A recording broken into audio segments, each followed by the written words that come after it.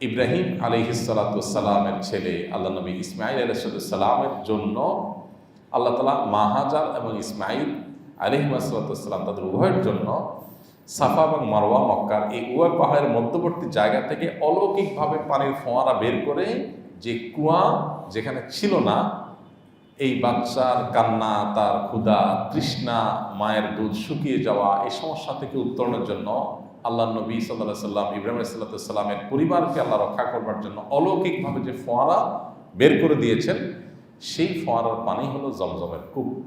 এবং সেখান থেকে আজ হাজার হাজার বছর ধরে লক্ষ লক্ষ কোটি কোটি মানুষ পানি পান করছে। সে পানি এখনও না ফুরাচ্ছে এবং তার স্বাদটা পৃথিবীর কোনো পানির সাথে মিলে না, সম্পূর্ণ ভিন্নতর। যারা পান করেছেন তারা জানেন এই পানি বিশেষ ফজিলত এবং মর্যাদা দিনের আলোর মতো পরিষ্কার। এই পানি সম্পর্কে নবী করিম সাল্লাল্লাহু আলাইহি সাল্লামের একটা হাদিস রয়েছে, তিনি বলেছেন মা ও জমজমা তুআমু তুআমিন ওয়া শিফা ও সাকুমিন। অর্থাৎ জমজমের পানি এটা পানি হিসেবে পানীয়ের কাজ যেমন দেয়, খাদ্যের কাজও দেয়।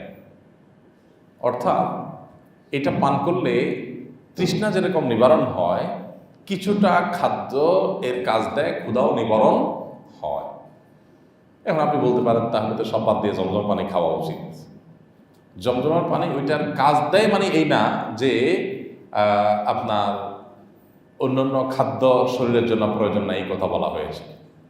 তার মানে ক্ষুধা নিবারণের কাজ বা ভূমিকা এ পানিতে আছে।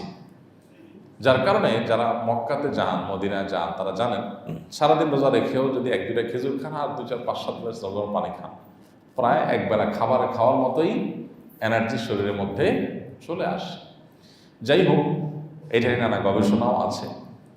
আর জমজমের পানি সম্পর্কে নবী সাল্লাল্লাহু আলাইহি ওয়াসাল্লাম হাদিসের পরের অংশ হলো, এটা অসুস্থ এবং দুরারোগ্য ব্যাধিতে বা যে কোনো রোগে আক্রান্ত মানুষের জন্য শেফা আল্লাহ তাআলা পানিতে রেখেছেন, আরোগ্য লাভের উপাদান রেখেছেন। এই জন্য নবী করিম সাল্লাল্লাহু আলাইহি ওয়াসাল্লাম আমাদেরকে ঔষধ গ্রহণ করতে বলেছেন। তাদাওয়াও, তিনি বলেছেন অসুস্থ হলে তোমরা ঔষধ গ্রহণ করো। এর পাশাপাশি আল্লাহ সুবহানাহু ওয়া তাআলার ইহসান এবং অনুগ্রহ এবং রহমতের আশায় দোয়া যেরকম আমরা করি, জমজমের পানিটাও আরোগ্য লাভের আশায় আমরা পান করতে পারি। আল্লাহ তাআলা এর মাধ্যমে আরোগ্য দান করে থাকেন। তাহলে জমজমের পানির বিশেষ কিছু ফজিলত এবং মর্যাদা আছে। এই জন্য পানের ক্ষেত্রেও বিশেষ কিছু সুন্নাহ বা আদব আছে। এর ভিতরে একটা হলো যে নবী করিম সাল্লাল্লাহু আলাইহি ওয়াসাল্লামের একটা হাদিস রয়েছে যে মা ও জমজমা লিমা শুরিবালা, জমজমের পানি যে উদ্দেশ্যে পান করা হয় সেই উদ্দেশ্য হাসিল হয়। এই জন্য জমজম পানি পান করার সময় কোনো একটা দোয়া করে আল্লাহর কাছে কিছু একটা চেয়ে তারপরে সে আশায় পানি পান করা, যে আল্লাহ এই পানির মাধ্যমে তুমি আমাকে এই জিনিসটা দাও, এই যে পানি পান করছি এই টাইমে একটা দোয়া কবুল হয়, এই দোয়া আল্লাহ তাআলার কাছে পেশ করে মনে মনে, তারপরে মনে হোক মুখে হোক এ দোয়া পেশ করে তারপর আমরা এই পানি পান করবো। এটা একটা আদব। আব্দুল্লাহ ইবনে আব্বাস রাদিয়াল্লাহু তাআলা আনহুর একটি দোয়া আছে বর্ণিত, তিনি জমজম পানি পান করার সময় পড়তেন, আল্লাহুম্মা ইন্নী আসআলুকা ইলমান নাফিআ ওয়া রিজকান ওয়াসিআ ওয়া শিফাআন মিন কুল্লি দা। আল্লাহ, তোমার কাছে আমি এই জমজম পানি পান করছি, এর মাধ্যমে উপকারী ইলম চাই, যে জ্ঞান আমাকে উপকার দিবে, আমার কল্যাণ বয়ে আনবে, যে জ্ঞানের আমি আমল করবো, অন্যের উপকার সাধন করতে পারবো, এবং প্রশস্ত রিজিক, যে রিজিকের মধ্যে কোনো সংকীর্ণতা অভাব থাকবে না, সেরকম রিজিক চাই।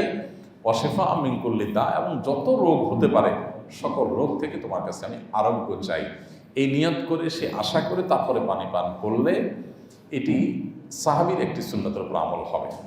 তাহলে জমজম পানি পান করা বিশেষ কোনো নেক নিয়ত নিয়ে পান করা যেতে পারে, দুরারোগ্য ব্যাধি থেকে মুক্তি, অন্যান্য কল্যাণ কামনা করে তারপরে পান করা যেতে পারে।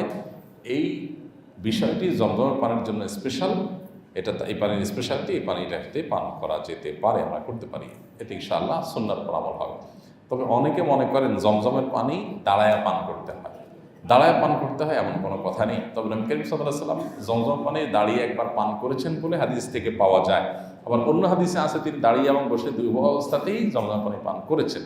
তো দাঁড়িয়ে যে পান করেছেন জমজম পানি, সেটার সম্পর্কে বেশিরভাগ মুহাদ্দিসদের বিশ্লেষণ হলো এটি বিশেষ পরিস্থিতির কারণে প্রয়োজনে তিনি করেছেন, অথবা দাঁড়িয়ে প্রয়োজনে পানি পান করলে সেটা হারাম হবে না, এটা বোঝানোর জন্য তিনি করেছেন। কোনো কোনো ক্ষেত্রে নবী সাল্লাল্লাহু আলাইহি ওয়াসাল্লাম এরকম জায়েজ বোঝানোর জন্য কোনো আমল করে থাকেন, এটা সেরকম একটি।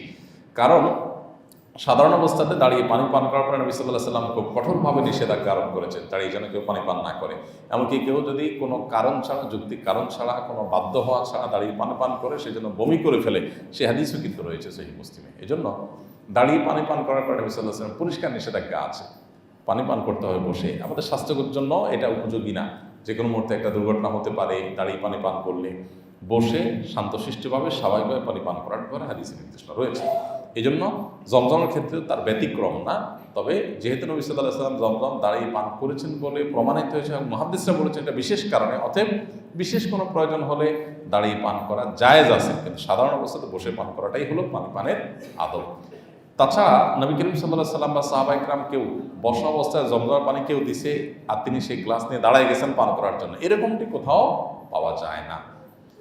অতএব জমজম পানি পান করার জন্য দাঁড়ায় যেতে হবে, দাঁড়ায় পান করতে হবে, এটা সঠিক কথা না। আমাদের দেশে অনেককে জমজম পানি দিলে তিনি ওই গ্লাস নিয়ে বসা অবস্থায় থাকলে সেখান থেকে দাঁড়ায় যান, দাঁড়ায় গিয়ে পান করেন, তো এটা কোনো প্রয়োজন নেই।